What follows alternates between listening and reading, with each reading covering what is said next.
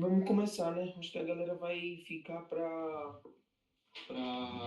assistir a aula gravada, mas eu acho, eu geralmente quando eu assisto a aula de outra pessoa assim, eu sempre gosto de estar no online, porque aí eu já vou tirando logo as dúvidas. E aí, se vocês forem tendo dúvida aí com o que eu for explicando, pode ir perguntando. Eu vou compartilhar a tela. Então, se vocês quiserem perguntar alguma coisa, pode ativar o microfone e falar, entendeu? Porque aí eu já, já passo para ajudar vocês.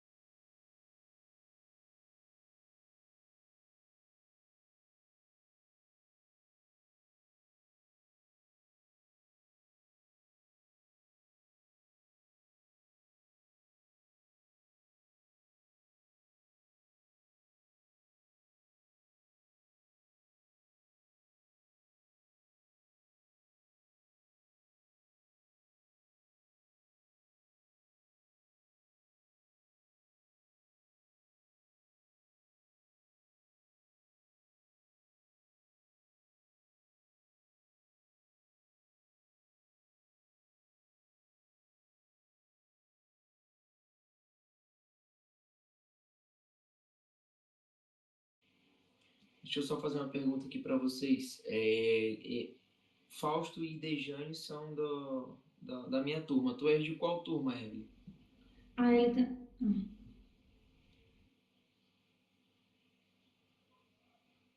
Ela é também da nossa sala? Não tô lembrado. Vixe, a professor, não. Daiane, sim. É? Caraca, então não tô lembrando da pessoa. Foi mal. Enfim, bora lá.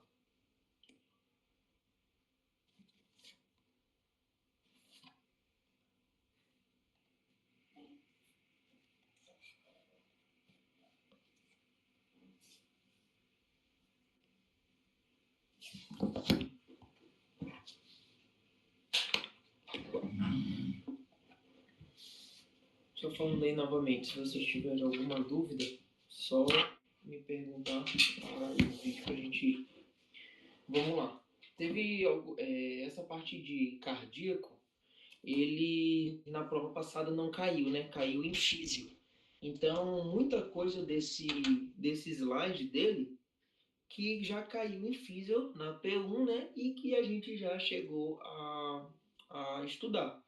Então a gente vai dar uma repassada, que é em relação aos potenciais de ação, que é do tipo meseta, né? Que a gente tem a fase de meseta, quais são os íons que saem, os íons que entram na célula, no caso do miocardiocito, né? Que é a célula do músculo cardíaco.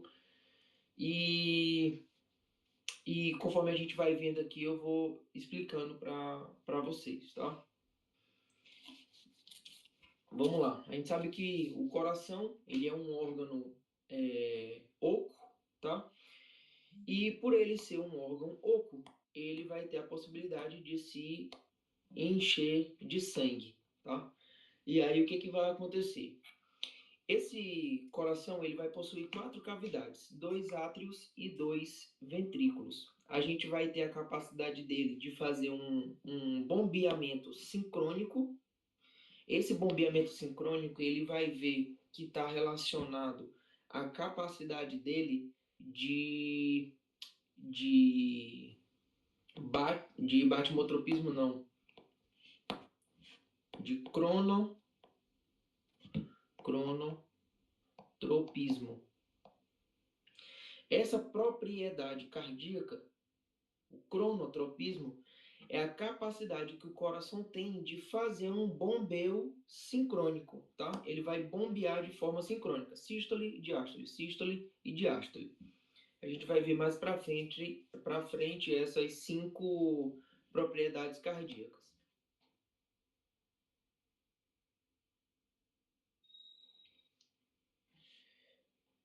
A gente sabe que o coração está inervado por essas fibras que a gente chama de simpáticas e parasimpáticas. Toda vez que a gente falar de simpático, é tudo aquilo que vai estimular de forma positiva, tá? Então a gente vai ter um aumento da frequência cardíaca quando essas fibras, esse músculo, ele for estimulado pelas fibras simpáticas. E da mesma forma, quando a gente fala de fibras parasimpáticas, a gente está falando tudo aquilo que é de forma diminutiva, né? Diga-se de passagem, tudo aquilo que vai diminuir. E a exemplo a gente usa como a frequência cardíaca. A circulação cardíaca a gente sabe que ela ocorre de forma constante, tá? Porque esse sangue ele não pode parar de ser bombeado.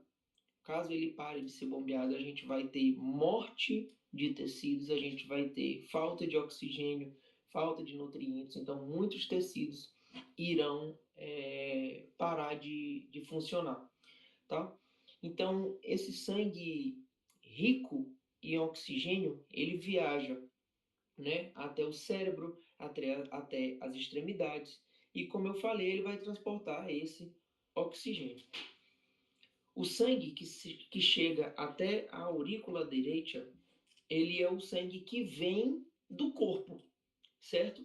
Então, a aurícula direita, ela vai receber tudo aquilo que for de retorno venoso, certo? Quando a gente fala de retorno venoso, ele significa o sangue todo o sangue que o coração recebe do corpo, tá? Tanto das extremidades quanto da parte do mediastino, tudo que retorna para o coração, a gente chama de retorno venoso. Tudo que retorna para o coração, em 1 minuto, a gente chama de retorno venoso. Que é o contrário de gasto cardíaco. Gasto cardíaco, quando a gente fala dele, ele é o quê? O quanto o coração ejeta de sangue, tá? O quanto o coração ejeta de sangue em 1 minuto. Então, o retorno venoso e o gasto cardíaco, ele é o contrário do outro, certo? E quando a gente fala lá daquele mecanismo de Frank-Starling, a gente pode dizer que o mecanismo de Frank-Starling, ele é a soma entre o retorno venoso e o gasto cardíaco. Por quê? O mecanismo de Frank-Starling, ele diz o seguinte, que tudo que o coração recebe de sangue, ele ejeta. Ou seja, tudo que vem de retorno venoso, ele gasta, entendeu? Ele ejeta. Então, vamos lá. Todo o sangue que chega pela aurícula esquerda, tá? É o sangue que vem do pulmão, dos pulmões, né? No caso. Todo o sangue que vem pela vena pulmonar, ele é um sangue rico em oxigênio. Agora, olho nisso daqui. Por quê? A gente sabe que as venas, elas transportam sangue o quê? Desoxigenado. Então, a vena pulmonar é a única vena, só tem uma, é a única vena do nosso corpo que transporta sangue oxigenado. E, ao contrário disso, a nossa artéria pulmonar, que é a artéria que sai do ventrículo direito, essa artéria pulmonar, ela leva sangue rico em CO2 lá para os pulmões, beleza? Ela leva rico em CO2 para o pulmão, para fazer a hematoses. Tá joia?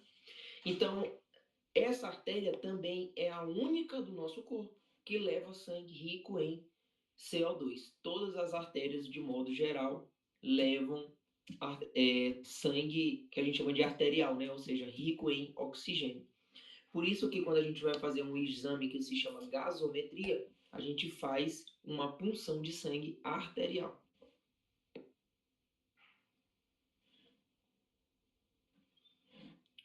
Vamos lá.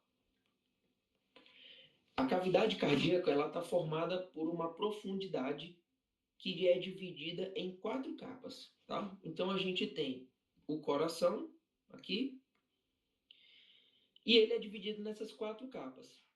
A capa mais externa, que é o pericárdio, ela vai ser dividida em pericárdio parietal, que vai ser o pericárdio externo, e o pericárdio visceral, que é a parte mais interna dessa capa, que é pericárdio, beleza? Entre a capa externa e a interna, a gente tem uma leve distância entre uma e outra. E dentro dessa capa, a gente vai ter um líquido que vai se chamar de líquido pericárdico. Líquido pericárdico. Joia? Isso aqui é simples. Então, pericárdio é a parte mais externa, tá bom? Quando a gente fala de epicárdio, ele também é uma capa externa, só que ele está abaixo do pericárdio, tá? Com essa capa muscular daqui do meio, deixa eu botar essa outra caneta aqui. Essa capa muscular daqui, isso é tudo fibra muscular, tá? Todo fibra muscular. A gente sabe que a fibra do coração, ela é como? Bifurcada, entendeu? É assim. Então a gente tem a presença de discos intercalares. Vou fazer de preto, fica melhor. A presença de discos intercalares. Esses discos intercalares, eles vão permitir que a contração dessas células musculares, elas sejam rítmicas, porque a gente vai ter uma conexão do tipo nexus. E ela é feita por conexinas, que são proteínas tubulares. Elas vão fazer um caminhozinho assim, e aqui no meio a gente vai ter a passagem de substâncias entre uma célula e outra. Tem mais ali para baixo no slide e a gente já viu com mais detalhe. A capa mais interna do coração, a gente tem o endocárdio, tá? E ela é feita por um epitélio de revestimento. A gente sabe que todo epitélio de revestimento ele é plano, simples. Beleza? Vamos lá. A cavidade pericárdica, onde abriga o líquido pericárdico, a gente tem um volume normal, ou seja, uma volêmia normal desse líquido, que a gente vai chamar de 30, chamar não, o volume normal é de 30 a 50 ml, certo? Acima disso, a gente vai ter um derrame pericárdico, tá? E acima de 250 ml, a gente vai ter um tamponamento cardíaco. Esse tamponamento cardíaco ele vai acontecer porque a pressão na cavidade pericárdica vai ser tanta pela quantidade de líquido que vai obstruir as artérias coronárias, tá? Os vasos coronários em geral. Enfim, as fibras musculares que conformam o coração recebem o nome de cardiomiocito. Cardio é de coração, miocito de músculo, tá? Tem a estrutura bifurcada, como eu falei para vocês. Ela tem um núcleo, ou seja, ela é mononucleada. Mononucleada. E núcleo. central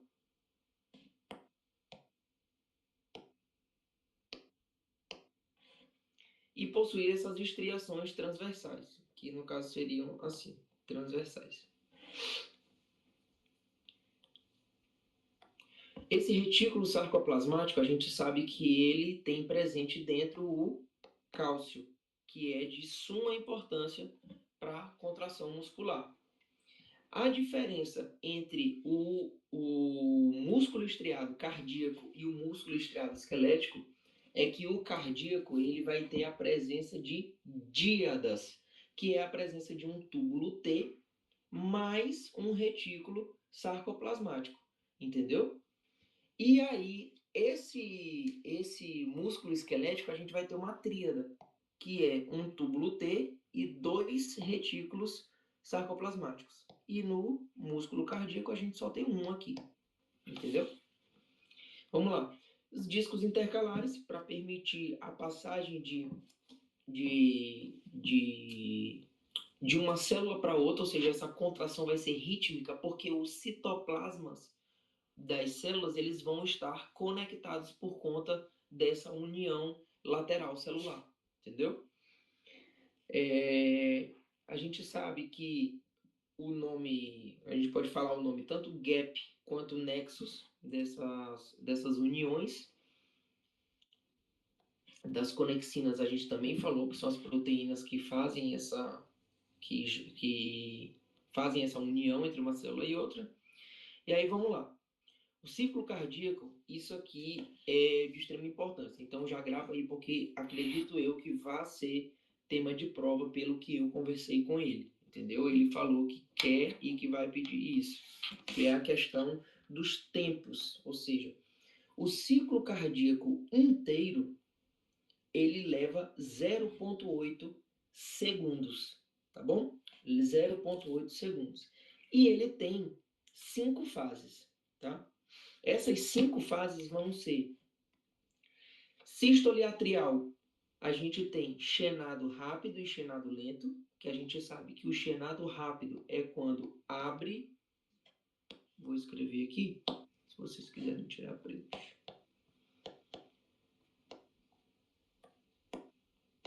A abertura das válvulas. Beleza? O chenado lento vai ser a patada auricular, que é quando ela se contrai para botar os outros 20% de sangue que ficou dentro da aurícula. E aqui cai 80%. Lembra lá? Contração isovolumétrica é quando o ventrículo ele contrai, certo? Contrai pero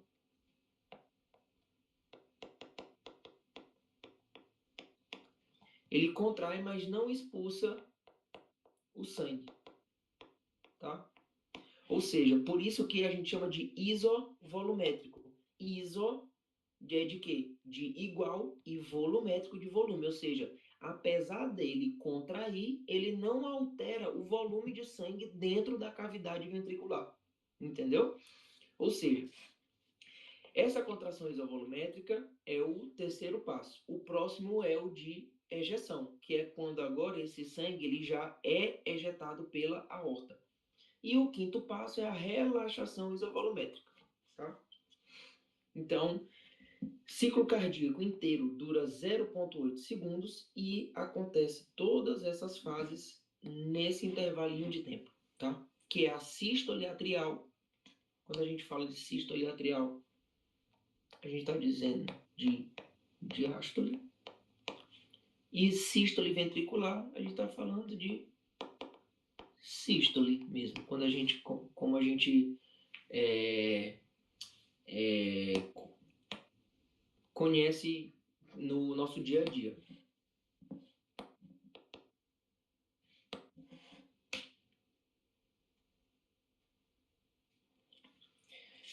Aqui a gente entra na parte das propriedades do músculo cardíaco, que são 5 tipos. Tá? O músculo cardíaco existe dois tipos. O músculo cardíaco, que a gente chama de contrátil, tá? E o músculo cardíaco especializado, que são as fibras autoexcitáveis. As fibras autoexcitáveis a gente tem o nodo sinusal, o nodo auriculoventricular, tá? E o nodo e a fibra de Purkinje. Inclusive bem aqui, deixa eu mudar que tá incorreto. Aurículo ventricular, tá? Então vamos lá.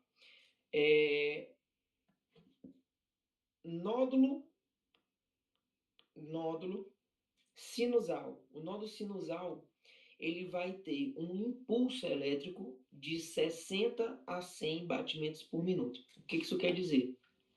Que ele gera 60 a 100 potenciais de ação por minuto.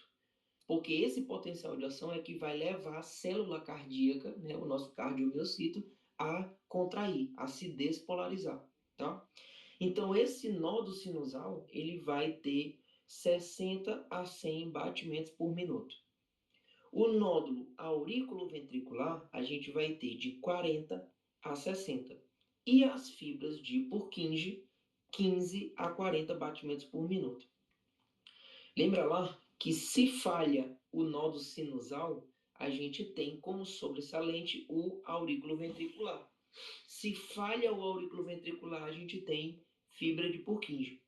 Se falha a fibra de Purkinje, né, a gente vai ter que orar muito por essa pessoa. E aí, o que acontece? Lembra que o Ais de Ries não gera potencial, beleza? Ele não tem essa capacidade de se excitar. Quando a gente fala capacidade de se autoexcitar, como tem escrito bem aqui, o nome disso é batimotropismo. É uma das características do coração. Essas aqui são as 5, tá? Isso aqui tem que gravar, porque também vai ser questão de prova. Me escuta e estuda que isso aqui, certeza que essa aqui é questão de prova. Inotropismo é a capacidade contrátil dele, ou seja, é a capacidade que o coração tem de se contrair, tá? Quando a gente fala de automatismo, é a mesma coisa de cronotropismo. Cronotropismo. Eu prefiro que vocês gravem por esses nomes, tá? Do que por esses aqui, ó. Porque a gente sempre fala. Aqui embaixo, ele vai dizer o seguinte, ó. Contractilidade ou inotropismo. Só que na hora da prova, ele não vai colocar contractilidade, porque senão ele já está te dizendo o que significa o inotropismo. Entendeu? Então, é mais fácil gravar. É mais fácil, não. É mais difícil, porém, é melhor gravar por esses nomes, tá? Por essas definições, do que por essas aqui. Porque isso daqui já diz o que é de fato essas propriedades, entendeu? Então vamos lá. O cronotropismo, como eu já havia falado, é a capacidade que ele tem de se despolarizar de forma rítmica, sístole, diástole, e assim sucessivamente. Dromotropismo é o dromedário, quando você lá está sendo conduzido pelo dromedário, ou seja, ele é a capacidade que o coração tem de conduzir o impulso elétrico. Batimotropismo vai ser a capacidade que ele tem de excitabilidade, ou seja, a capacidade que o nódo sinusal tem de se excitar, a capacidade que o aurículo ventricular tem de se excitar e das fibras de Purkinje, beleza? Quando a gente fala de lusotropismo, é o contrário do inotropismo. O lusotropismo é a capacidade que o coração tem de se relaxar, entendeu? Inotropismo é a capacidade que ele tem de contrair, lusotropismo é a capacidade que ele tem de relaxar.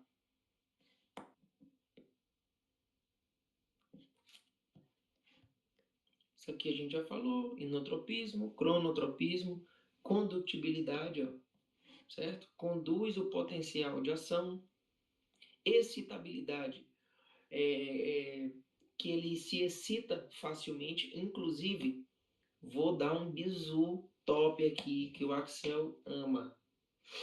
Por que que as células cardíacas, elas têm facilidade de se excitar? E a resposta é porque o potencial de membrana, potencial em repouso da célula, potencial em repouso da célula, ele é menos 60 milivolts, beleza? Esse potencial de membrana em repouso de menos 60 permite que o coração tenha uma facilidade muito alta de ingresso de sódio na célula. E a gente sabe que quando ingressa o sódio, o que ele faz? Ele estimula aquela célula que antes estava em repouso. Quando a gente fala de repouso, a gente fala de íons de carga negativa, ou seja, ela está eletronegativa. Tá certo? Então, esse potencial de repouso, ele é menos 60 cargas dessas aqui. Entendeu? Então, se ele te perguntar por que é tão fácil excitar uma célula cardíaca? Porque, professor, o potencial em repouso dela é muito baixo. É menos 60, tá? E o umbral, só para vocês saberem aí, gravar, caso ele pergunte, né? O umbral dela é mais 20 milivolts. Bom? Lusotropismo, como eu falei anteriormente, é o contrário do inotropismo, é a capacidade de relaxação do músculo cardíaco. Tá?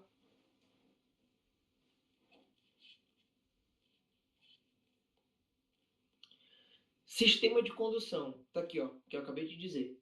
As células autoexcitáveis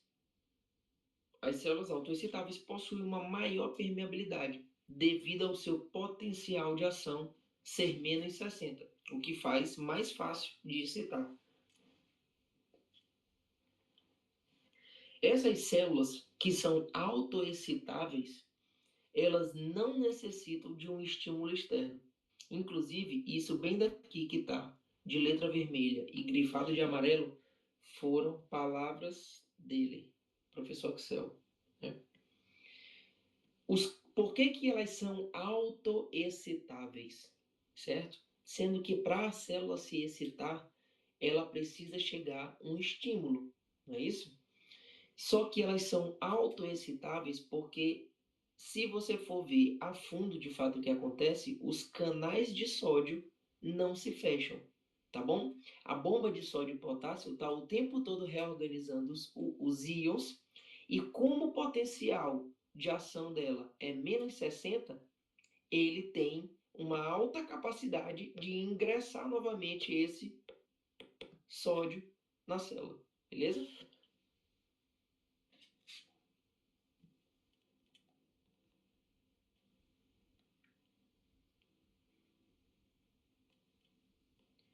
Nódo sinoauricular. O nódo sinoauricular é o mesmo que nódulo sinusal, tá? E ele atua como um marca-passo do coração. Ele atua como um marca-passo. Quando uma pessoa tem problemas de arritmias cardíacas ou outras desordens em relação à contractilidade do coração, a gente coloca um aparelho eletrônico, né, no coração que se chama marca-passo. Tá? E esse marca-passo vai fazer o trabalho do nódo sinusal.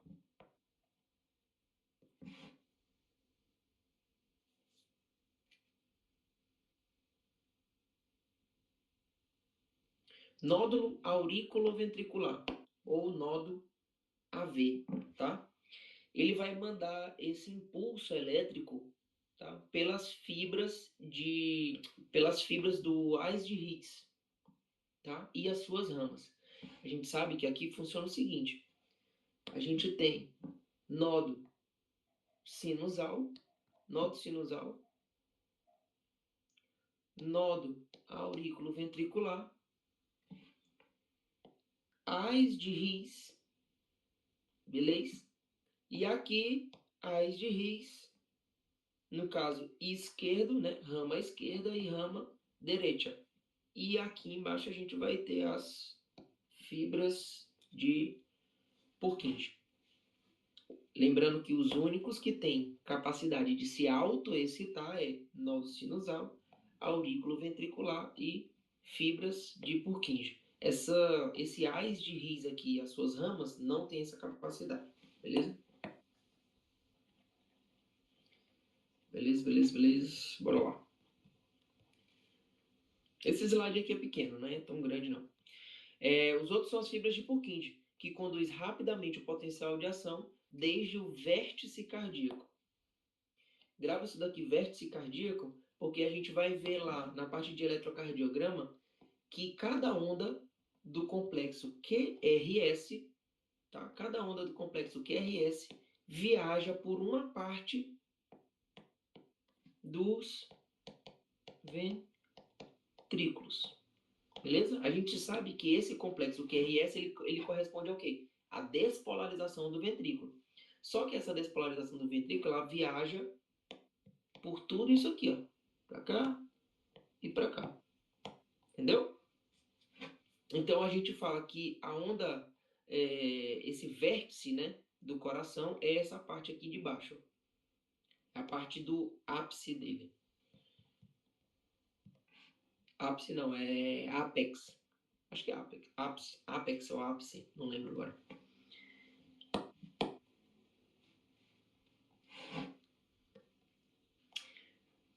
O ás interauricular ou ás de Bachmann é essa parte aqui onde conecta uma aurícula e outra, tá?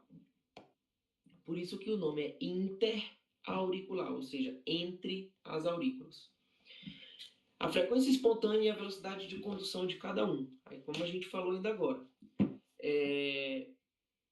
o nódulo sinusal ele vai ter uma frequência de excitação, né, de despolarização de 60 a 100 batimentos por minuto, que é o nosso batimento normal. Ou seja, se o teu coração bate tem 120 batimentos por minuto, quer dizer que o teu nódulo sinusal está tendo uma despolarização 60 a 120.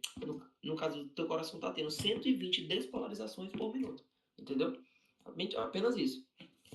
O teu nódulo auriculoventricular, ele tem de 40 a 60. E a fibra de Purkinje de 15 a 40 por minuto. Gravem esse slide aqui, que isso é importantíssimo. Acredito eu que possa cair tanto numa questão de múltipla escolha, quanto numa questão de VOF. Por quê? Quando a gente fala em condução, ela pode ser tanto em segundos, tá? Quanto em metros por segundo. Só que essa velocidade de condução dos músculos contráteis, tá? E do nosso sistema de condução aqui, ó, que são as fibras de Purkinje, o nódulo auriculoventricular e as vias internodales, elas vão mudar, tá? Então esse músculo auricular, ele vai ser de 0,3 a 0,5 metros por segundo, tá? Então, todas essas unidades de medida vão ser metros por segundo. Então, quando a gente falar de como é, Jesus, a palavra? Esqueci agora. Já eu lembrar, eu falo para vocês. Vamos lá. O músculo auricular e o ventricular são iguais. Então, isso aqui vocês já matam. 0,3 a 0,5. Então, quando for fazer o resumo, já bota um debaixo do outro, que aí já sabe que esses dois já são 0,3 a 0,5 metros por segundo. As fibras de Purkinje, é só você lembrar da despolarização dela, tá bom? E aí tu coloca uma vírgula, 1,5 a 4. Aqui é de 15 a 40 e aqui a despolarização dela é de 1,5 a 4 metros por segundo. As vias internodais vão ser de 1 a 2 metros por segundo e o aurículo ventricular vai ser de 0,03.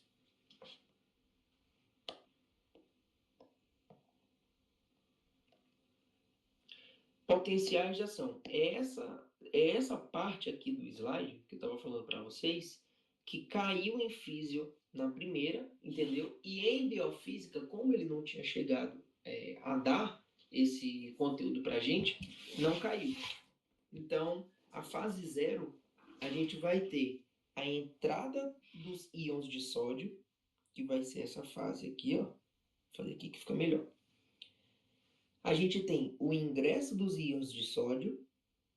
Quando ingressa esses íons de sódio, a gente tem o quê? Uma despolarização. Essa fase 0 corresponde à despolarização, que seria o ingresso dos íons de sódio.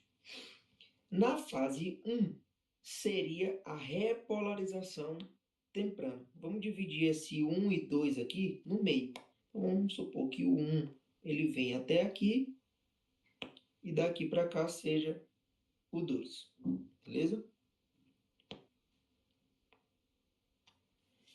Essa fase 1 a gente chama de repolarização temprana, que é quando sai íons de potássio e a abertura de íons de cálcio.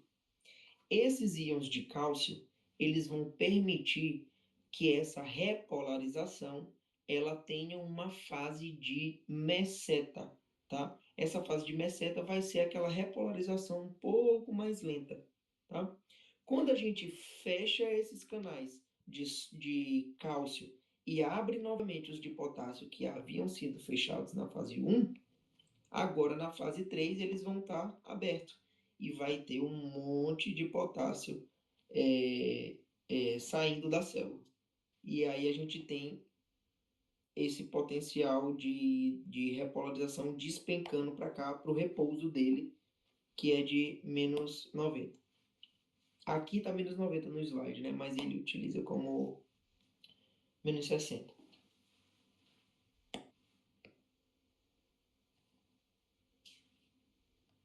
A última fase, que a gente chama de fase 4, era a mesma coisa que a gente colocasse o 4 aqui também.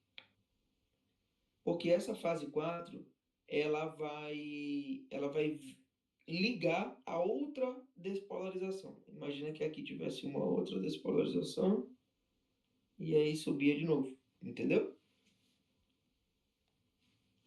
Nessa fase 4, como a gente tem a saída do potássio da célula, quem ficou dentro da célula foi o sódio, que havia entrado nessa fase da despolarização. E agora, quem reorganiza esses íons vai ser a bomba de sódio e potássio.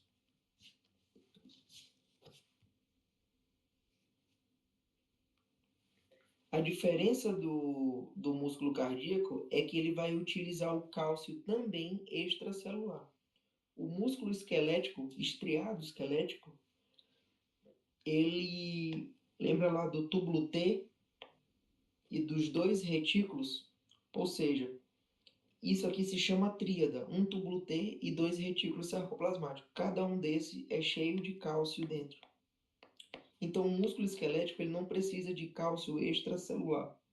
Ele só precisa de cálcio que tem dentro desses retículos. Já o cardíaco, como ele tem só um túbulo T e um retículo com cálcio, ele precisa de cálcio que vem do meio externo. E onde é que é esse meio externo?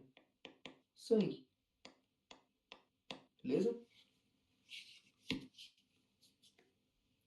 Bomba sódio e potássio. A gente sabe que ela coloca 3 sódio para fora e 2 potássio para dentro da célula. Tá?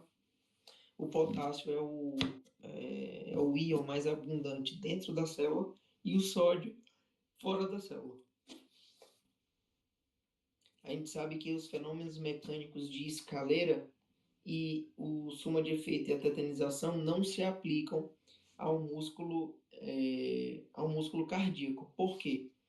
O fim de todos esses fenômenos aqui é o que a gente conhece como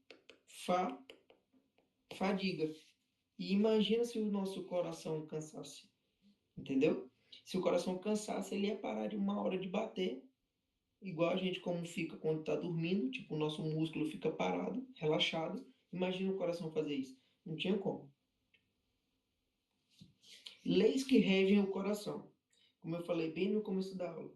Lei de Frank-Starling, gasto cardíaco e retorno venoso. Lei de Frank-Starling. O coração é capaz de expulsar todo o sangue que chega. O sangue que chega a gente chama de retorno venoso e o sangue que ele expulsa a gente chama de gasto cardíaco. Ruídos cardíacos. Existem 2 ruídos cardíacos, tá? Que a gente vai conseguir enxergar, não, auscultar. Que vai ser quando você, sei lá, coloca o estetoscópio no peito da pessoa e você escuta tum, tum, tum, tum. Aquilo ali são os ruídos cardíacos. Quando você escuta o primeiro ruído cardíaco, tá? A gente tem o fechamento das válvulas auriculoventriculares.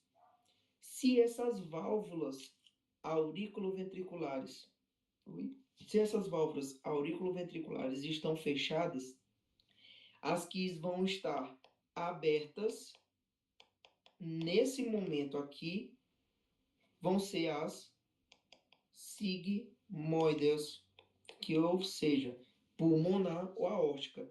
Então, o teu primeiro ruído cardíaco, ele corresponde à nossa sístole. Porque se a gente tem pulmonar e aórtica aberta, é porque o coração está ejetando tanto para a artéria pulmonar, para ir fazer hematoses, quanto para a aorta, para poder ir para o nosso corpo. Tá? Quando a gente fala do segundo ruído cardíaco, a gente está falando do fechamento das sigmoides. E se elas estão fechadas, quem que está aberta? As auriculoventriculares, que vai ser a mitral e a tricúspide. Lembrando, mitral vai estar no nosso átrio esquerdo para o ventrículo esquerdo e a tricúspide vai estar no átrio direito para o ventrículo direito. Bom? Existem outros ruídos cardíacos como terceiro e quarto, tá? Só que eles não se escutam em um adulto sano, geralmente são patológicos. O terceiro ruído ainda pode ser que seja escutado, ou escutado não, auscultado em ancianos, que são já pessoas já idosas, ou ninhos, ou crianças.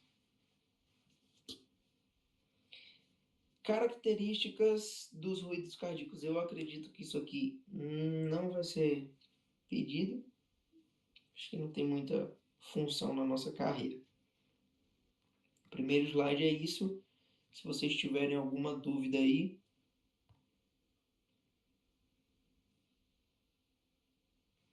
pode falar. Vou dar uma pausazinha aqui de 5 minutos, só para eu tomar uma água e a gente começar esse outro slide, tá bom?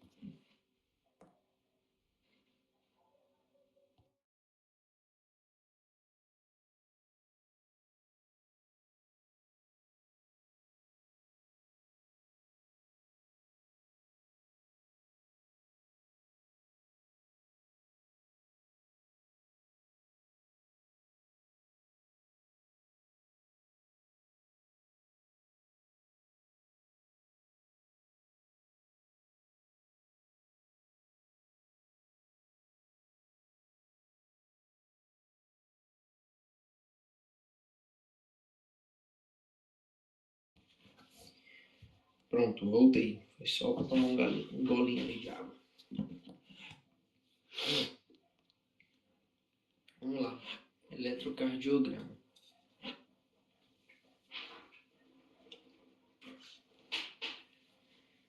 O eletrocardiograma, ele vai ser o estudo que a gente vai fazer para identificar, tá, patologias e avaliar a atividade elétrica daquele coração, tá? Para saber se ele está sano ou com alguma patologia. Esse doutor aqui foi ele que criou a técnica da eletrocardiografia, tá? E vamos fazer o seguinte.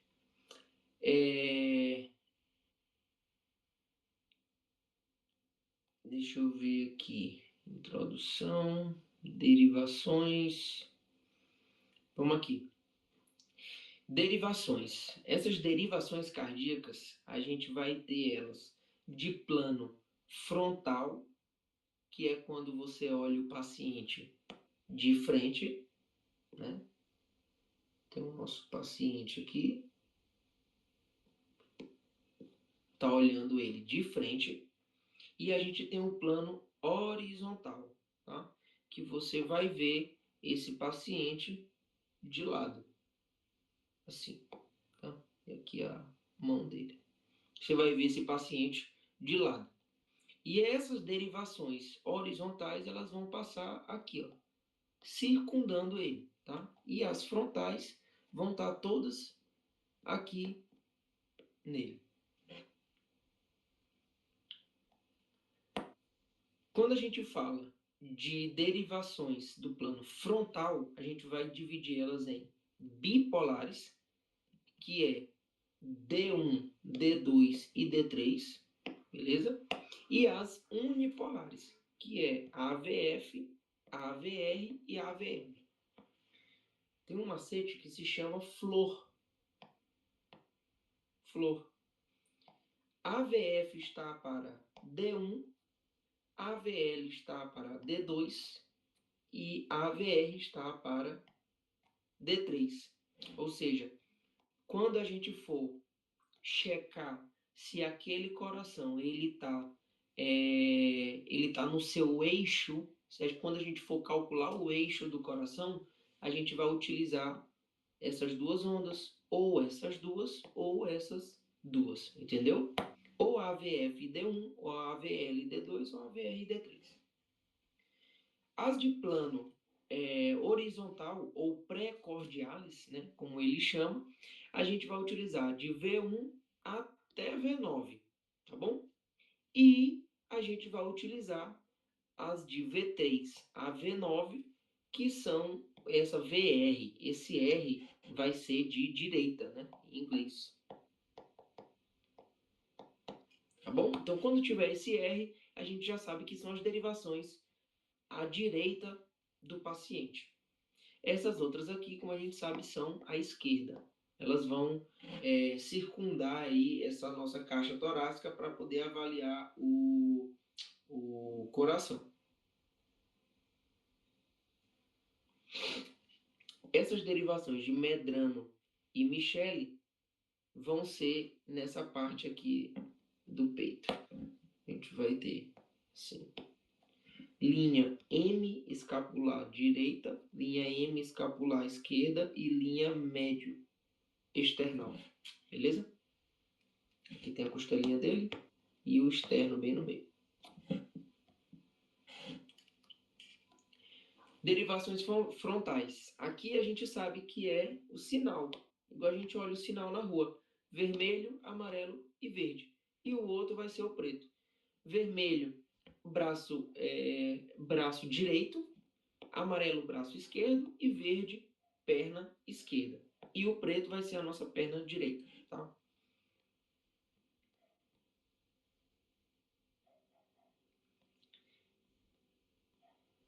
D1. Quando a gente falar da derivação D1, ela vai... Cadê a outra foto? Aqui fica melhor.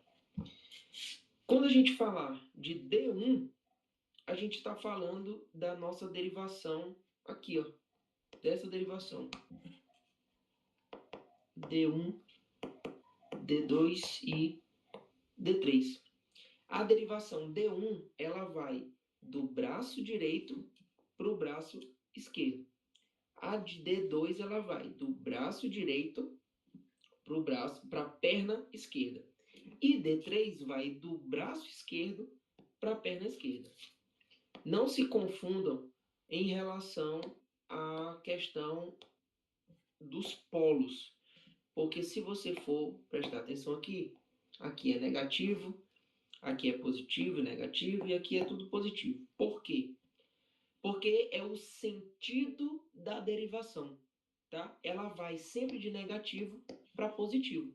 Só que qual é o sentido de D1? Não é braço direito para braço esquerdo, então ela começa negativo e termina positivo.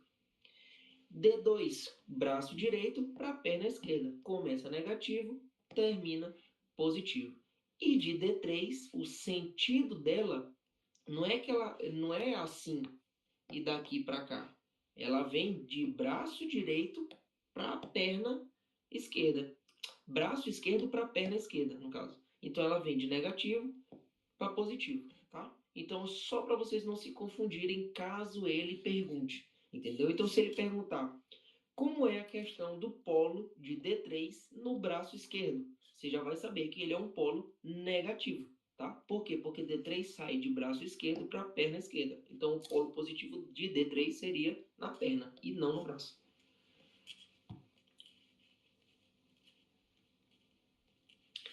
AVR, AVL e AVF.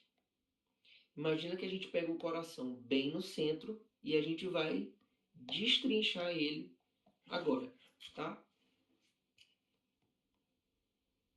AVR vai em direção ao lado direito.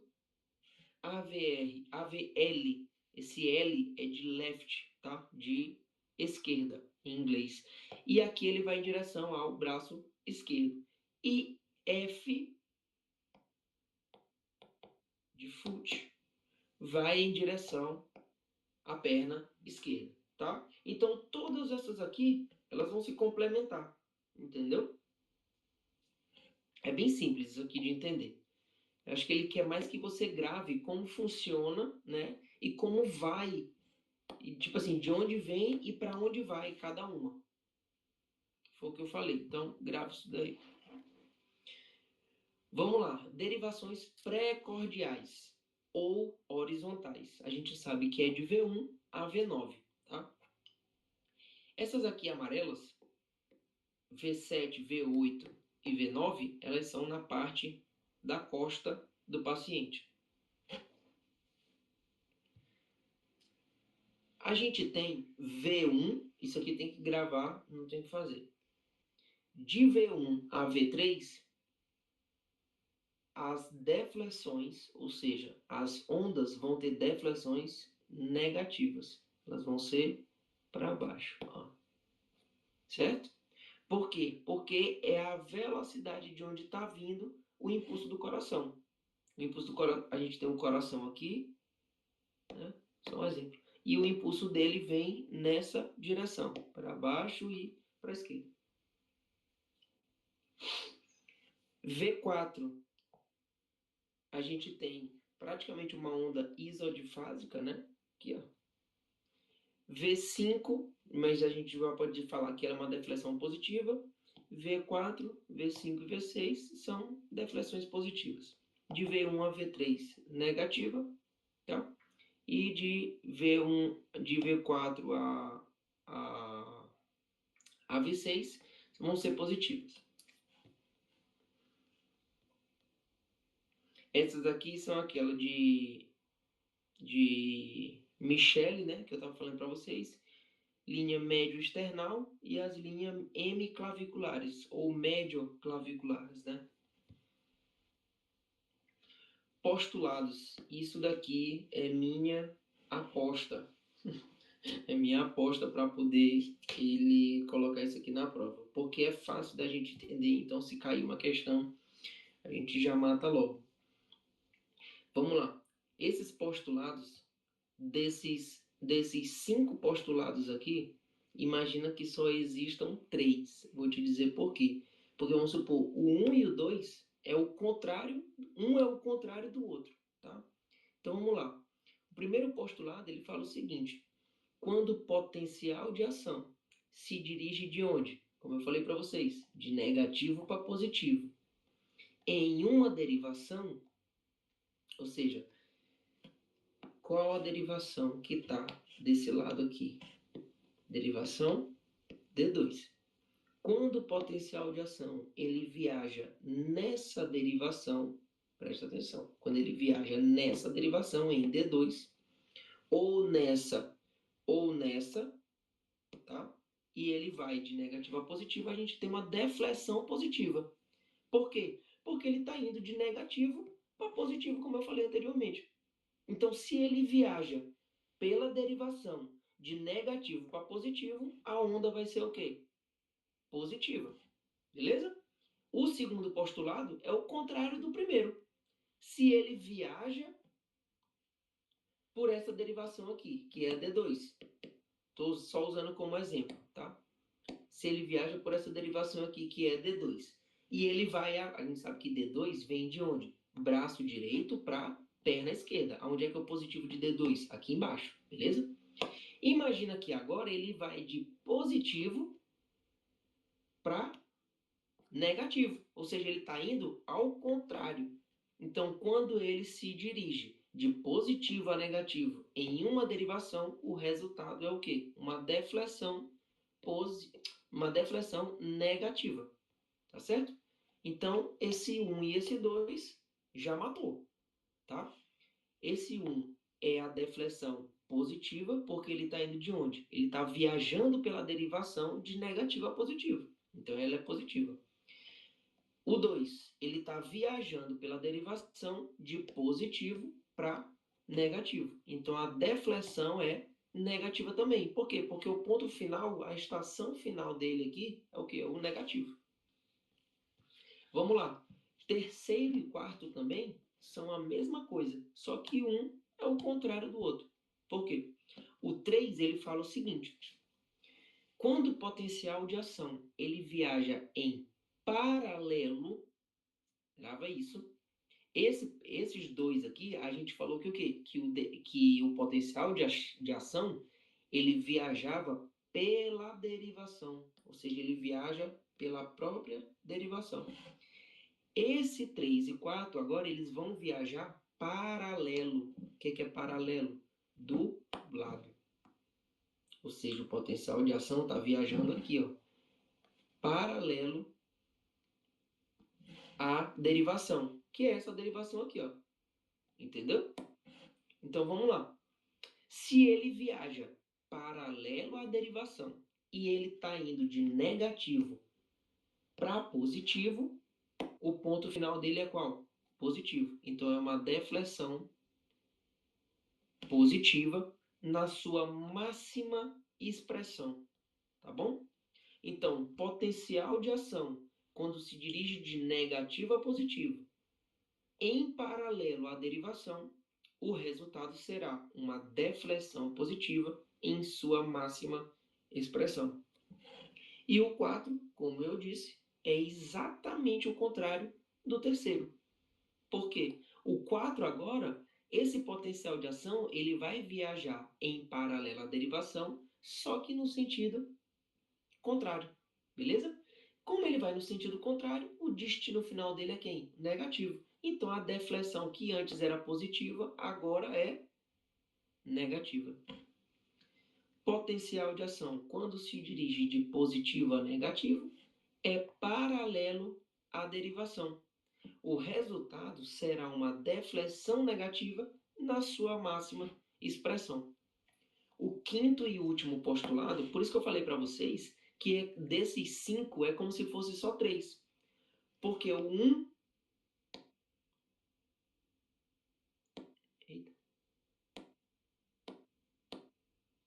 Aqui. Porque o 1 e o 2 são o contrário do outro. O 3 e o 4 dizem a mesma coisa, só que ao contrário. E o 5 é o último diferente. Por quê? Porque ele vai representar as ondas isodifásicas, tá? Só que agora, lembra que aqui é o seguinte, no 1 e no 2, o potencial de ação ele estava viajando por onde? Por cima da derivação. No 3 e no 4, ele estava viajando paralelo à derivação. E agora, no 5, ele vai viajar perpendicular. A gente sabe que quando a gente fala perpendicular, é porque eles estão se cruzando. Ou seja, imagina que essa derivação vai para cá e essa vem para cá. Ou seja, eles estão se cruzando nesse ponto. Entendeu? Então vamos lá. Quando a gente tem um potencial de ação perpendicular à derivação, o resultado será uma onda isodifásica. Entendeu? Só que a onda isodifásica, ela poderia ser de dois jeitos. Ela poderia ter essa, que tem uma deflexão positiva primeiro e uma negativa depois, ou ela poderia ser ao contrário, uma negativa e uma positiva. Entendeu? Só isso. Papel do eletrocardiograma. O papel do eletrocardiograma, a gente sabe que ele é, isso daqui significa um quadrado grande, tá? Quadrado grande. E isso daqui seria um quadradinho pequeno, como ele chama. Um quadrado pequeno tem 1 milímetro, aqui ó, ele tem tanto 1 milímetro na vertical quanto 1 milímetro na horizontal. Quando a gente fala de vertical, ou seja, para cima, a gente fala de milivolts. Quando a gente fala de horizontal, a gente fala de tempo, em segundos, tá bom? 1 milímetro para cima, 1 milímetro para cima, equivale a 1 milivolt. 1 milivolt. Então, se eu tenho 1, 2, 3, 4, 5. Se eu tenho 5 quadradinhos, um quadrado grande, né, vai ter 5 milivolts, tá? Se eu estou falando de horizontal, eu estou falando de segundos. Cada quadradinho que anda 1 milímetro na horizontal equivale a 0,04 segundos, certo? Se eu tenho 1, 2, 3, 4, 5 quadrados na horizontal, eu tenho 0,04 vezes 5, que é igual a 4 vezes 5, 20. 0,20 segundos, certo?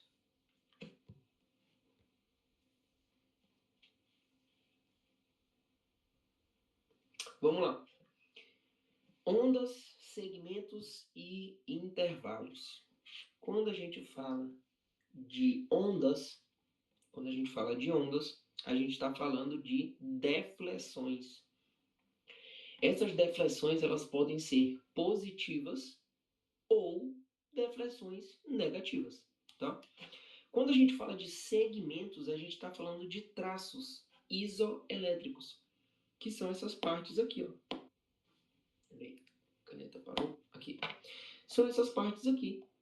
Isso daqui são segmentos, ou o nome, segmento PR, segmento ST. São traços isoelétricos. Quando a gente fala de intervalo, a gente está falando da presença nesse intervalo de ondas e segmentos. Então, se a gente vê o intervalo PR, ele vai de onde? Do começo da onda P até o começo da onda Q. Então, ele tem a presença de uma onda e um segmento, um traço isoelétrico, beleza? Ele tem a presença de uma deflexão e de um traço isoelétrico. A mesma coisa o intervalo QT, que vem do começo da onda Q para o final da onda T.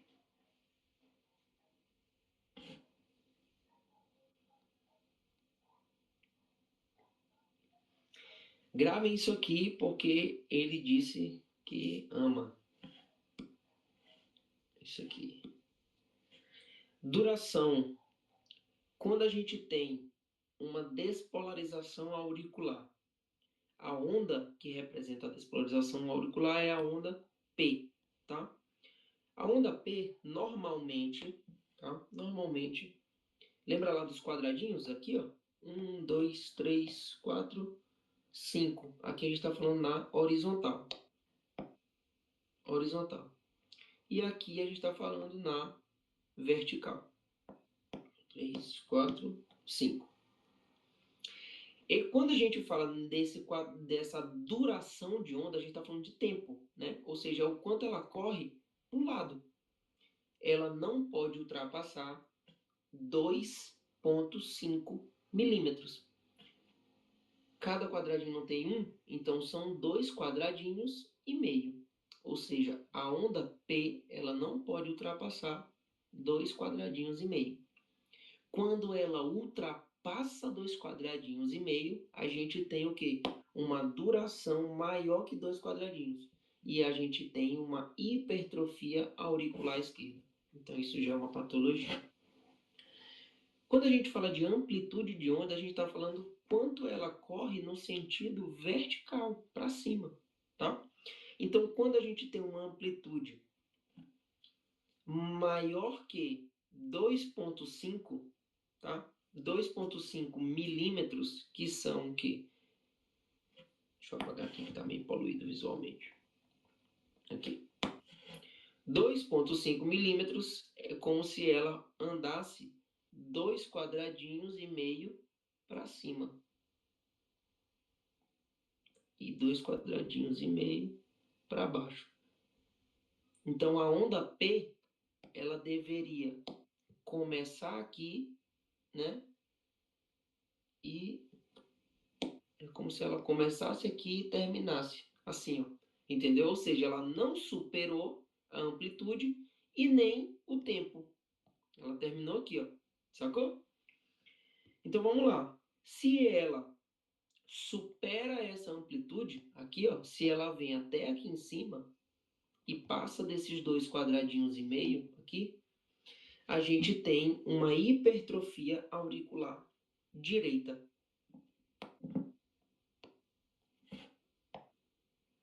Um macete para lembrar é o seguinte: quando a gente fala de duração, como é que o papel do eletrocardiograma corre? Ele não corre da esquerda, então aí tu já lembra. Esquerda, hipertrofia auricular esquerda, ou seja, quando tu tem uma duração maior que 2,5 milímetros, a gente tem uma hipertrofia auricular esquerda. E a outra, tu já sabe que quando for amplitude, é direita.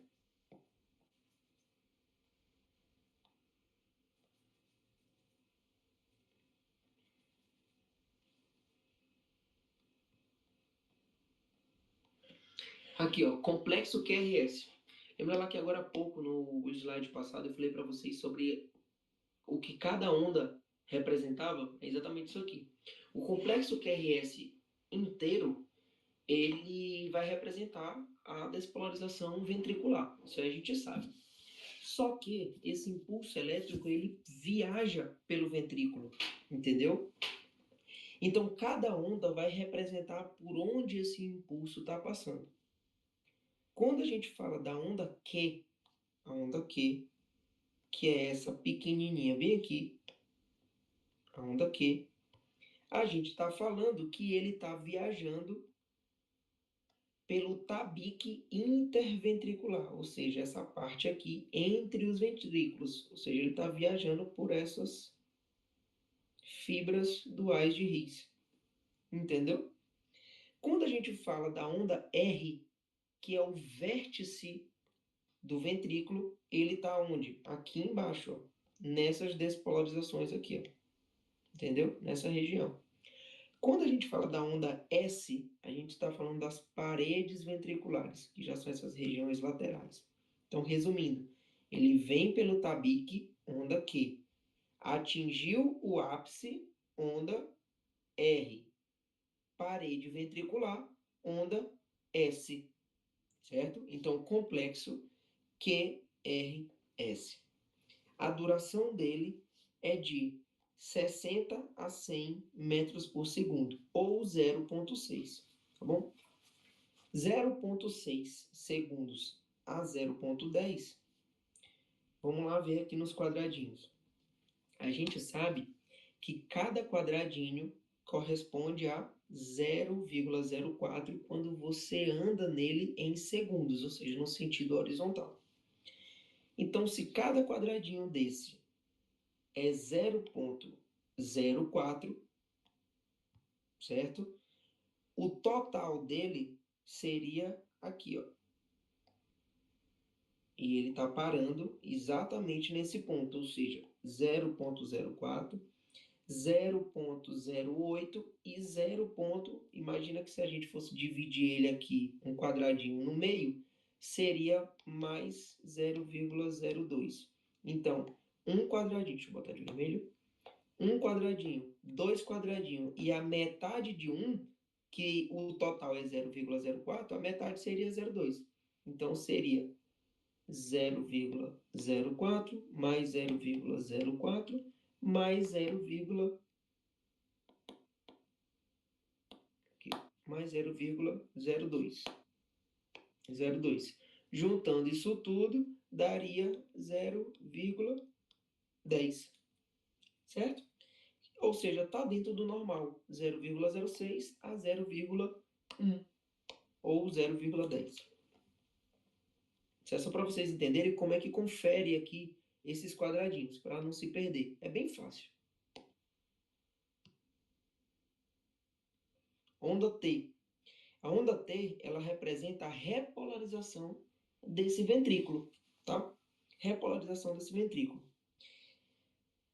Ela tem que ter uma amplitude menor que 0,5, tá? 0,5 ou 5 milímetros. O que são 5 milímetros? Se a gente tem um quadradinho sendo 1 milímetro, 5 milímetros seria 5 quadradinhos. Essa onda T aqui, ela pegou 2 quadradinhos e meio, ó. 2 quadrados e meio. Ou seja, ela poderia até mais um quadrado aqui em cima. 1, 2, 3, 4, 5. Beleza? Ou seja, está dentro do normal.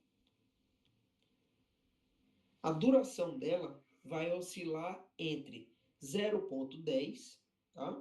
Ou 0,25. Essa onda TA a gente vai chamar de repolarização auricular. O que acontece? Vocês têm que ter em mente o seguinte.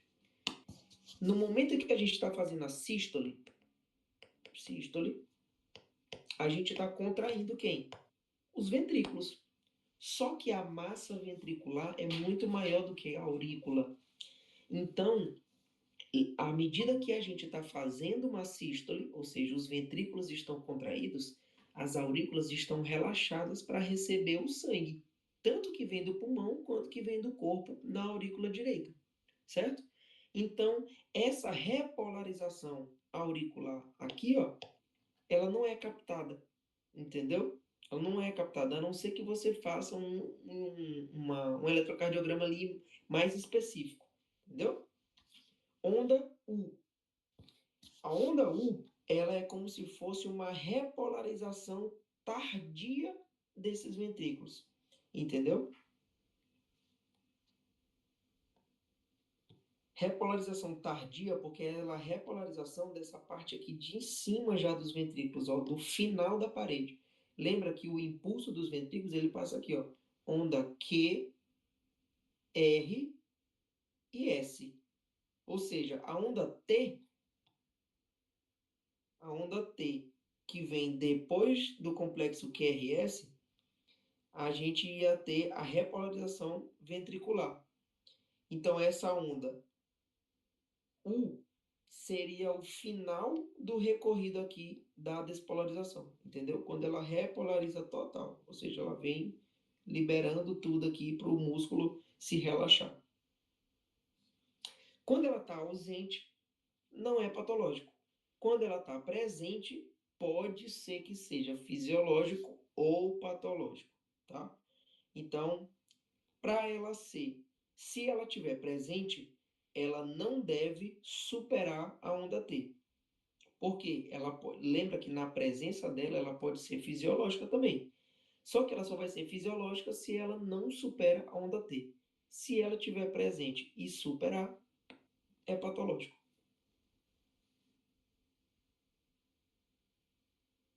Vamos aqui agora para as interpretações do eletrocardiograma, ou seja, como que você vai medir a frequência cardíaca desse eletrocardiograma, né? Frequência cardíaca desse paciente através do eletrocardiograma. Existem 3 métodos mais simples assim, né? Que eu acho que o que vai ser mais cobrado, que talvez ele vá querer que você saiba. Ou, né, se tiver um papelzinho de eletrocardiograma, uma fotinha dessa, e ele peça para você, tipo assim, qual a frequência cardíaca desse paciente? E aí, na questão lá de marcar, de múltipla escolha, várias questões lá de marcar de múltipla escolha com vários valores. Valor X, Y, Z e tal, não sei o quê. E aí ele te coloca uma foto dessa daqui para você tirar a frequência cardíaca desse paciente, entendeu? Tirar não, né? Medir. Mas vamos lá. Existem 3 métodos praticamente. O método mais exato que a gente vai ter vai ser, eu vou utilizar essa foto aqui de baixo para a gente medir. O método mais exato que a gente vai ter vai ser o de medir por quadradinhos pequenos, tá? Quando a gente conferir por quadrados pequenos,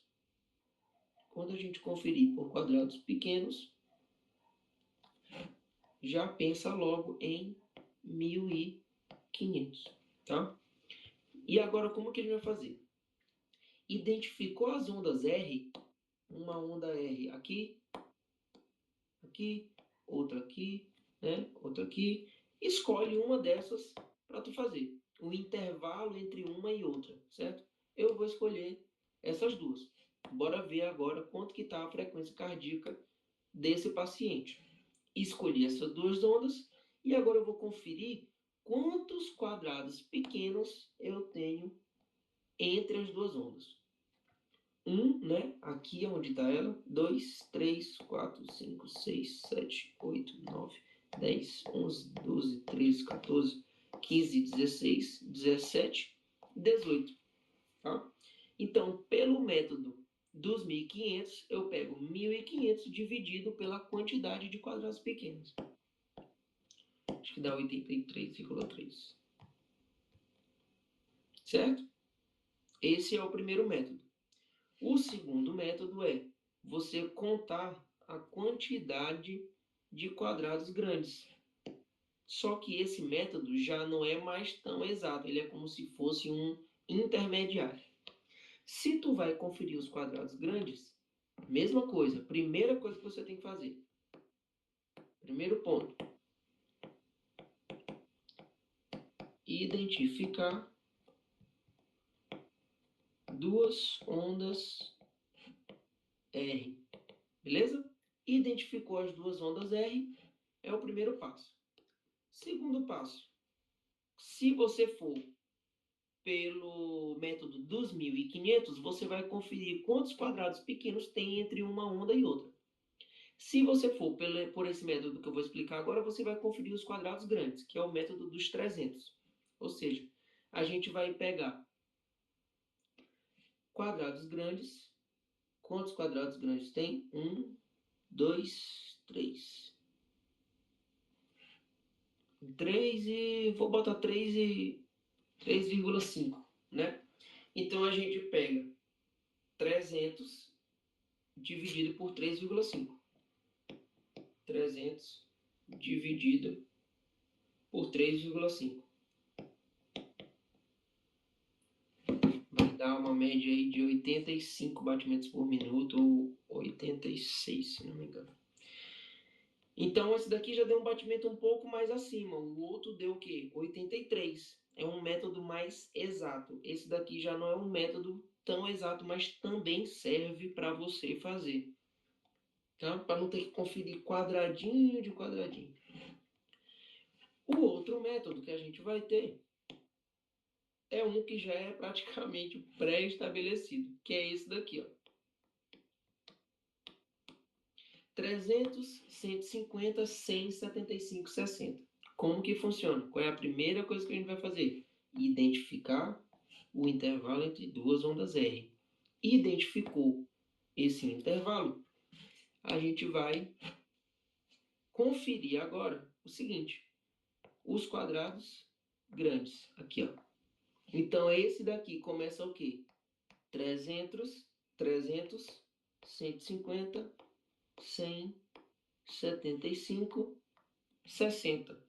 Ou seja, o batimento cardíaco dessa pessoa estaria entre 75 e 60 batimentos por minuto. Entendeu? Assim a gente calcularia esse. Só que existem eletrocardiogramas que não vão estar assim.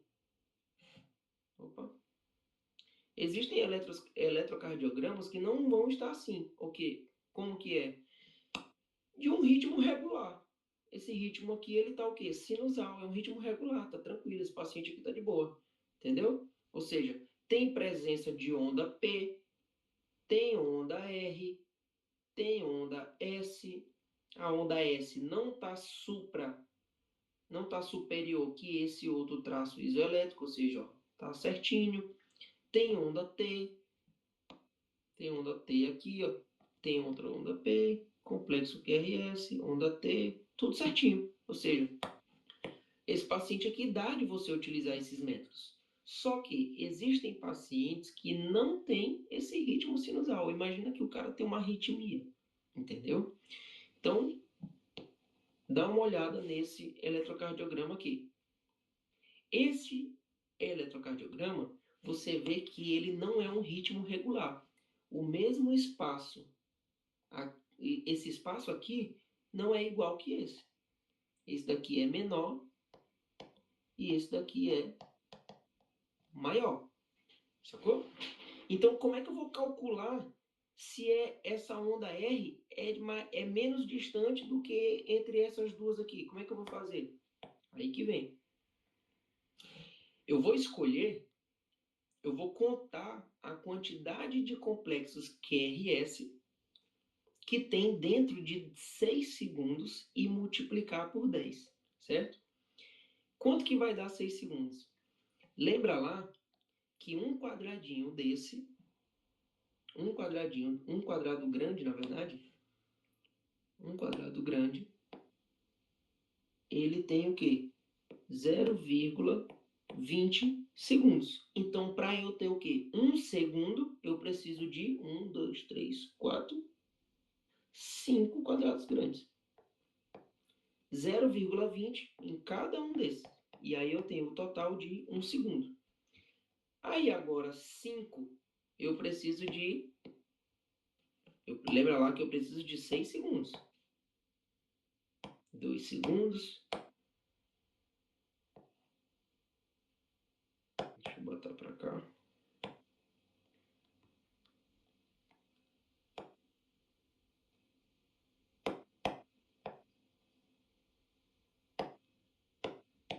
Aqui. Lembra lá que eu preciso de 6 segundos. Então, a cada 5 quadrados desse aqui, eu tenho o quê? 1 segundo. Eu vou fazer eu vou só diminuir pela metade, porque como não dá para eu conferir vários quadrados grandes, tipo aqui, ó, não dá para conferir todos os quadrados grandes para poder ter esses 6 segundos, porque dariam 30 quadrados. Só que eu já tenho 15, entendeu? Então daria 30. Então eu vou dividir isso aqui pela metade. Sacou? Se eu tenho 6 segundos, se eu tenho, na verdade, aqui 3 segundos, eu vou conferir o quê? A quantidade de complexos QRS que tem dentro dele. Ou seja, eu tenho 1, 2, 3, 4. Eu tenho 4 complexos QRS dentro desse como é, Jesus? Desse eletrocardiograma. Então, esses quatro complexos QRS, lembra lá que eu só estou utilizando 3 segundos. Eu dividi isso aqui pela metade. Então, eu vou, ao invés de eu multiplicar por 10, eu vou multiplicar por 20. Então, se eu pego 4 segundos, quantos complexos QRS eu tenho? Seria 4 vezes 20. Entendeu? Então, 4 vezes 20 daria uma média aí de 80 BPM. 80 batimentos por minuto. Esse método aqui, que eu acabei de explicar, a gente utiliza somente para ritmos irregulares. Novamente, você confere a quantidade de complexos QRS que você tem dentro de 6 segundos. Esses 6 segundos é igual a 30 quadrados grandes. Tá? 6 segundos é igual a 30 quadrados grandes. E a metade disso é a metade disso aqui. Se eu tenho 3 segundos, eu tenho 15 quadrados. 5, 5, 5. Entendeu?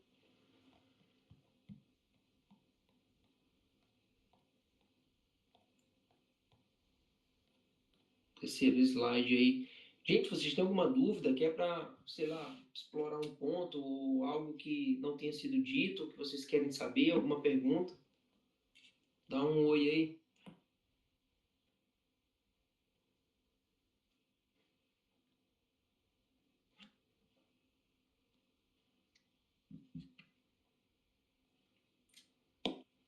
Vamos lá aqui pro último slide.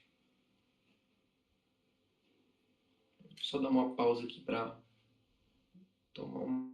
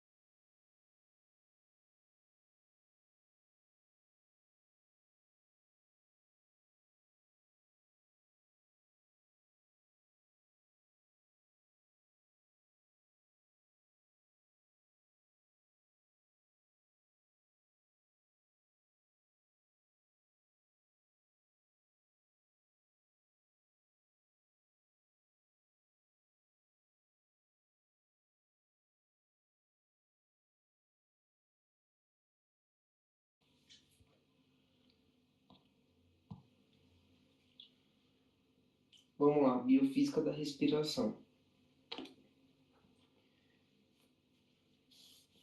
Biofísica da respiração, a gente vai estudar como que acontece esse mecanismo, né, de respiração. Quanto de ar que sai, quanto de ar que entra, quais são as leis que regem esse mecanismo, tá? E o que acontece, o que está implicado nessa inspiração e expiração e exalação que a gente tem. Expiração, no caso. O gás que a gente respira, ele está, né, no estado gaseoso, como a gente já sabe, e eles são muito expansíveis ou muito compressíveis. Ou seja, o que isso significa? A gente pode aplicar muita pressão ou pouca pressão sobre eles. Tá? Existem 3 leis que regem os gases. Não se confundam, porque existem outras leis, mas elas não vão regir esses gases. As outras leis vai ser a de Henry e a de Dalton. A gente vai ver mais adiante. A lei de Boyle, ele utilizava como constante a temperatura. Tá? Ele utilizava como constante a temperatura. A de Gay-Lussac, ele utilizava a pressão, e a de Charles, ele utilizava o volume. Isso daqui foi o professor que escreveu, e eu anotei. Eu acho que é importante vocês fixarem nisso. O que cada um colocou como constante. Tá? A lei de Boyle, ele falou o seguinte: há uma temperatura constante, tá? Há uma temperatura constante Quando você aplica a pressão sobre o gás, você diminui o volume dele. Ou seja, aqui eu tenho um volume de 1,5 litro, tá? Desse gás aqui dentro. E com uma temperatura constante, eu aumentei a pressão, ou seja, eu empurrei para baixo esse gás, e ele continuou com a temperatura igual, só que com a pressão aumentou, ele diminuiu o volume, ou seja, passou de 1,5 litro para 0,75, entendeu? Metade. Da mesma forma seria o inverso. Se eu diminuísse a pressão, eu teria mais volume de gás a uma temperatura constante. A temperatura, a lei de Gay-Lussac, ele já não utilizava mais a temperatura como constante, e sim a pressão. Então ele falou o seguinte, que há uma pressão constante, quando eu altero a temperatura, eu altero de forma diretamente proporcional. O que isso quer falar? Se eu aumento um, eu aumento o outro. Se eu diminuo, da mesma forma eu diminuo o outro. Então, se eu aumento a temperatura, diretamente proporcional, eu aumento o quê? O volume. Se eu diminuo, se eu diminuo a temperatura, eu diminuo também o volume. Tá joia? A última lei que rege esses gases, que é a lei de Charles, ele já não fala mais nem da temperatura e nem da pressão. Agora ele está falando em relação ao volume. Ou seja, dentro dessas duas bexigas existe o mesmo volume de gás. Tá? Só que quando a gente aumenta a temperatura, a gente tem um maior aumento de pressão. Ou seja, esse gás ele vai fazer mais pressão nessa bexiga aqui. Quando a gente diminui a temperatura, a gente diminui a pressão.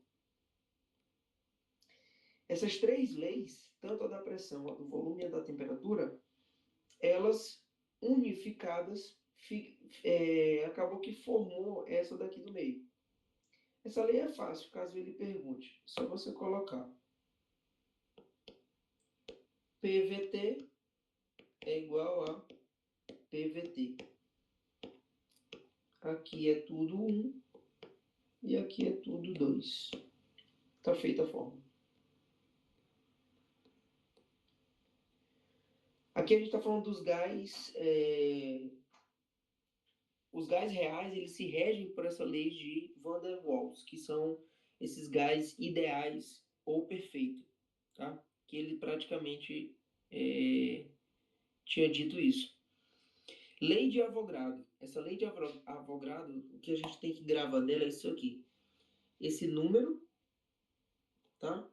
E em relação ao que foi dito aqui. O que ele está falando? Gases diferentes, porém com volume, temperatura e pressão igual, contêm o mesmo número de moléculas. Gases diferentes, com temperatura, pressão e volume igual, contêm o mesmo número de moléculas. É isso que a lei de Avogadro falou. Só que isso foi até 1909. E aí depois veio essa fórmula aqui, que falou o seguinte, que o total de moléculas é dado por 6,02 vezes 10 elevado a 23. Esse número aqui, eu acho que ele pode colocar uma questãozinha de múltipla escolha, né?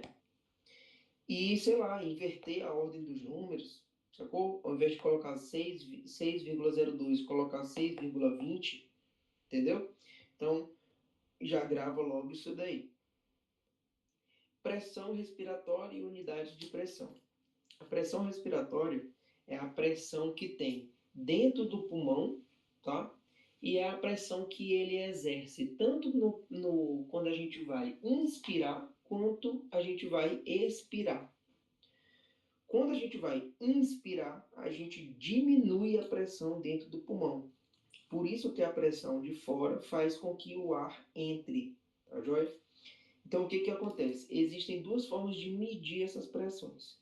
Uma é a pressão barométrica, que é por meio de um aparelho que se chama barômetro,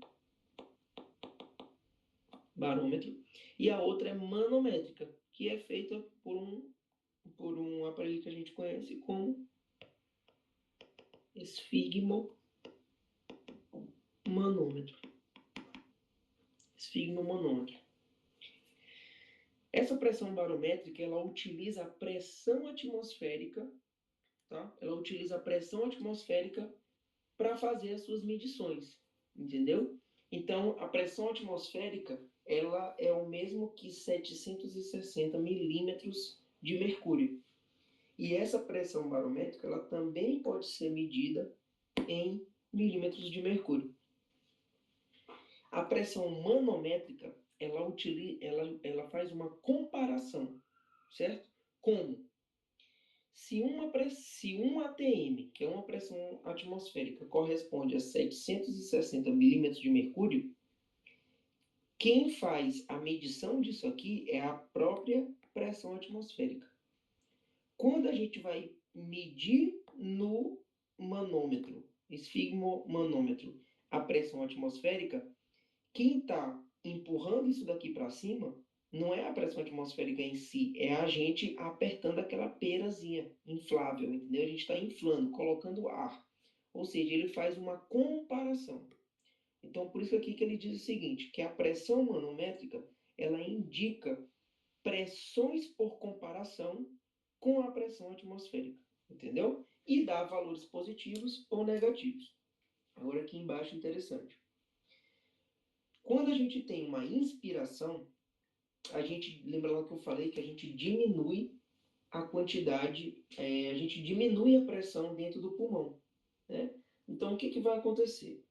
A pressão atmosférica do lado de fora do nosso corpo, quando a gente não está nem inspirando nem expirando, a gente tem uma pressão igualada, que é uma pressão de 760 milímetros de mercúrio. Quando você inspira, quando você puxa o ar para dentro do pulmão, você diminui em 3 milímetros de mercúrio. Então, a tua pressão dentro do pulmão ela fica de 757, que é esse valor que a gente vê aqui. Ou seja, ela vai do meio mais forte para o menos, para onde tem menos pressão, do meio mais forte não, onde do meio com maior pressão para o que tem menos pressão, tá? Então a gente aumenta esse volume aqui dentro de ar. E ao contrário é quando a gente fala da expiração. Na expiração, a gente está jogando o ar para fora da célula, ou seja, a gente tem uma pressão do lado de fora de 760 milímetros de mercúrio, e quando a gente coloca o ar para fora, a gente está tendo uma pressão de 763, ou seja, mais 3 milímetros de mercúrio do que a pressão atmosférica tem, certo? Que é o que rege a gente aqui na Terra, debaixo das camadas da Terra, né? Que é a mesosfera, estratosfera e tal. E aí esse ar ele consegue sair. A lei de Dalton, ela fala o seguinte, ela fala sobre a mescla de gases. Imagina que esses gases eles não se reacionam quimicamente, tipo, eles não brigam entre eles, são tranquilos. Então, quando a gente une esses gases, a gente vai somar pressões, certo?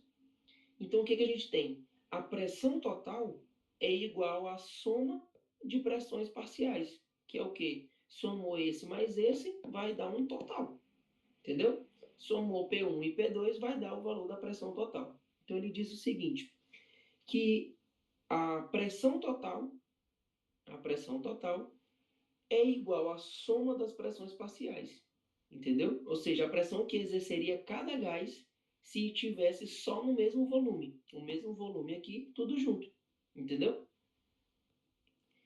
A lei de Henry fala o seguinte, a lei de Henry, a gente tem volume igual de gás aqui dentro, certo? Volume igual.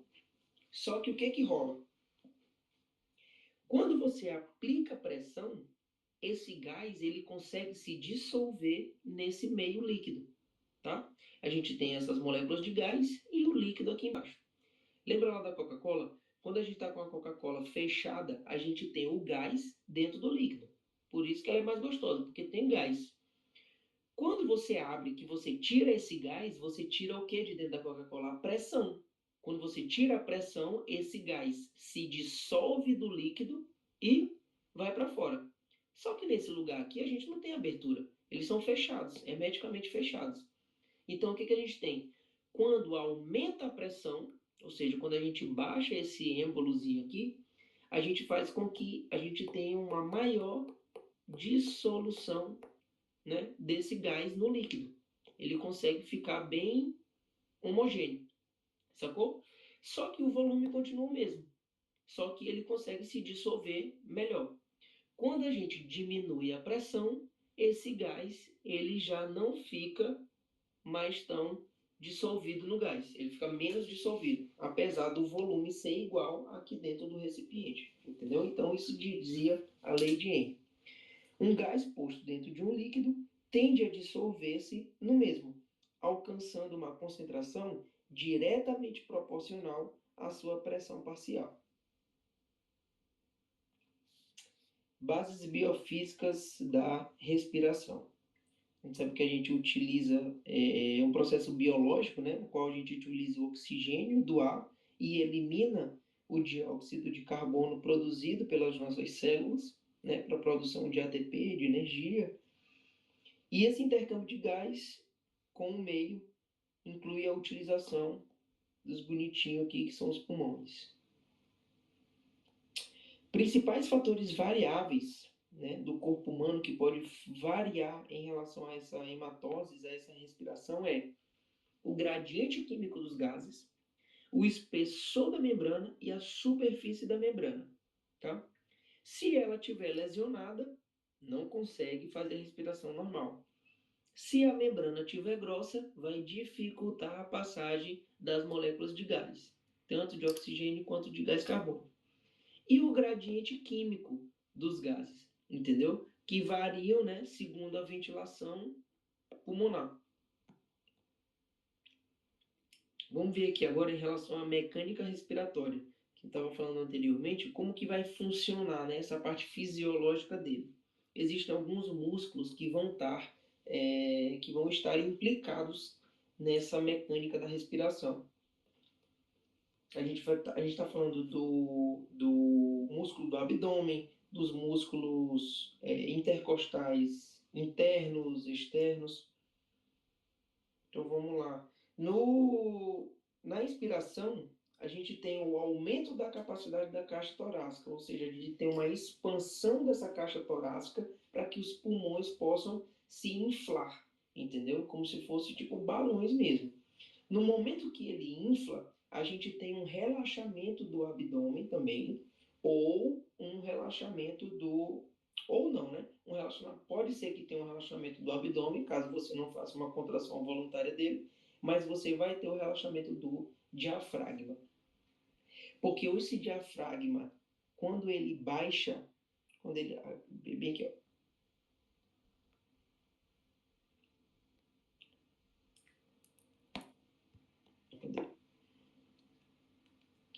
Aqui. Quando esse diafragma ele se contrai na inspiração, quando você respira, ele se contrai para baixo, tá? Para que tenha esse espaço para o pulmão crescer, tá? Quando o diafragma relaxa, ele sobe, tá vendo que ele estava antes nessa linha pontilhada e agora ele vai preencher esse espaço aqui que eu tinha pintado anteriormente.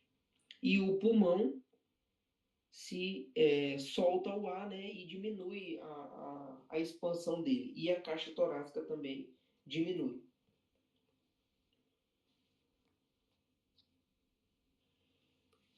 Tem esse aparelho que se chama espirômetro, né? E ele vai medir as capacidades pulmonares. Quanto que você ainda tem de ar no pulmão, de reserva expiratória, reserva inspiratória, entendeu? Volume residual. Tudo isso, a tua capacidade pulmonar. Existem alguns termos que se chamam como, por exemplo, volume corrente, volume de reserva inspiratória. Esse volume corrente vai ser o volume de ar que entra e que sai dos pulmões, né? Quando a gente inspira e expira, é um ciclo respiratório. Então, esse volume corrente é o tanto que entra e sai de ar, tá? O valor normal de um indivíduo comum em repouso é de 500 ml de ar, beleza? O volume de reserva inspiratório, o valor normal é de 3.000, tá? Então, é o valor máximo de volume de ar que se introduz nos pulmões com uma inspiração forçada. O volume de reserva expiratório é o volume de ar que se pode extrair dos pulmões depois de uma expiração. Lembra que aqui a gente está falando de uma inspiração forçada e aqui a gente não está forçando nada, a gente só está soltando normal o ar, sem forçar. Tá? E ainda que você force, você não solta todo o ar do pulmão. Quando a gente fala de volume de reserva expiratório, o valor normal dele é de 1.200. Cada valor desse daqui a gente tem que gravar, porque eu acredito que também isso vai ser pergunta de prova. Ele pode colocar isso aqui, ou pode ser numa questão de verdadeiro ou falso, ou numa questão de ligar os pontos lá, entendeu? Ele pode colocar volume de reserva expiratório, aí no item A, B, C e D. E aqui ele bota 1, 2, 3 e 4. Aí ele vai ligar o item 1, né, que é o volume de reserva expiratório, com o item D, que é o valor de 1.200. Aí você vai lá e marca 1D.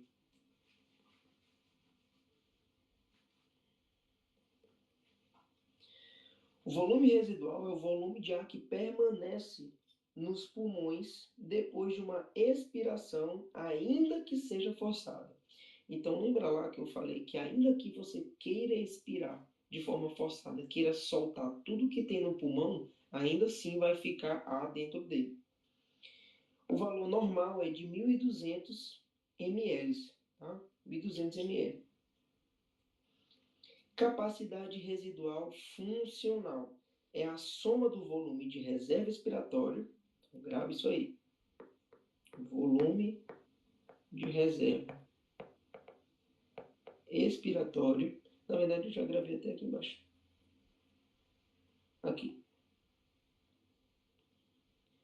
volume de reserva expiratório mais volume residual, que é o valor total de 2.400 ml, 2.400 ml, ou 2,4 litros.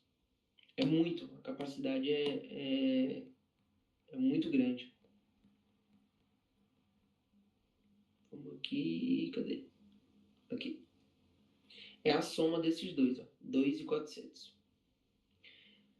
E a capacidade total se soma capacidade vital e volume residual. Capacidade total é a capacidade vital de 4.700 e volume residual de 1.200. A capacidade vital é isso aqui que a gente precisa. E 5.900 é a capacidade total dele. Respirações em condições especiais. A gente tem dois tipos, que é o efeito fisiológico do bocejo, né? Quando a gente vai bocejar, e a respiração na altura, que é em relação à quantidade de oxigênio, que você faz o quê? Diminui a quantidade de oxigênio à medida que você vai à altura. Esse efeito fisiológico do bocejo é o seguinte: o valor da pressão atmosférica ele é expressado como a altura de uma coluna líquida. Lembra lá do barômetro? Ele faz o seguinte: a pressão barométrica, 1 atm, significa 760 milímetros de mercúrio, que é igual a 10,3 metros de água, né, no barômetro, que é isso daqui que ele está falando. Um indivíduo a 10 metros de profundidade, a gente experimenta uma pressão total de 2 atm, certo? Então seria uma pressão total de 760 vezes 2, tá joia? Todos os tecidos, líquidos e gases do corpo sofrem essas pressões. Ou seja, você diminui a capacidade de respiração, porque tu não está no ambiente normal, entendeu? Por isso que pessoas que jogam, às vezes tem jogos de futebol que são em lugares mais altos, e os jogadores que não estão acostumados têm mais dificuldade de ter um bom rendimento, entendeu? Porque não tem tanto oxigênio e o corpo não consegue produzir ATP e tudo mais. Narcoses por nitrogênio. A 40 metros de profundidade se inicia um efeito de tipo de intoxicação alcoólica. Tá? E entre 90 e 100 metros, ou seja, de 40, aí ele vai baixando, 50, 60, 70, 80. Quando chega entre os 90 e os 100 metros, a pessoa chega a uma anestesia geral. A gente sabe que a atmosfera, ela é denominada o quê? As capas de gases que rodeiam a Terra, que é a troposfera. Isso daqui eu acredito que não vai cair, mas é bom dar uma lidinha, né? Vai que. Troposfera, 10 mil metros. Estratosfera, 50 mil metros. Mesosfera, ionosfera e exosfera, 650 km. Aqui está todos em metros e aqui está em quilômetros, tá? A síndrome das enfermidades, no caso das montanhas, a gente vai ter disneia, taquicardia, mal-estar, náuseas, vômitos e insônia. Vamos supor, essa taquicardia aqui, quando o corpo vê que não tem oxigênio chegando para os tecidos, o que ele faz? Ele aumenta a tua frequência cardíaca, ou seja, tu fica taquicárdico, entendeu? E, ao mesmo tempo, tu vai ter o quê? Um problema, porque o teu coração vai tentar bombear mais sangue, só que não consegue vir mais oxigênio, porque não tem, por conta da altura. Esses sintomas começam a sentir desde os 3 mil metros. Aos 4 mil metros se pode apresentar um embotamento mental e debilidade muscular, que é exatamente a dificuldade pela ausência de oxigênio, ou seja, a pessoa fica debilitada, ela não vai conseguir ter rendimento, o músculo não consegue funcionar, o coração não consegue bater direito e ela vai parando aos poucos. Pessoas que escalam montanhas muito altas geralmente sobem elas com a ajuda de oxigênio, cilindros de oxigênio.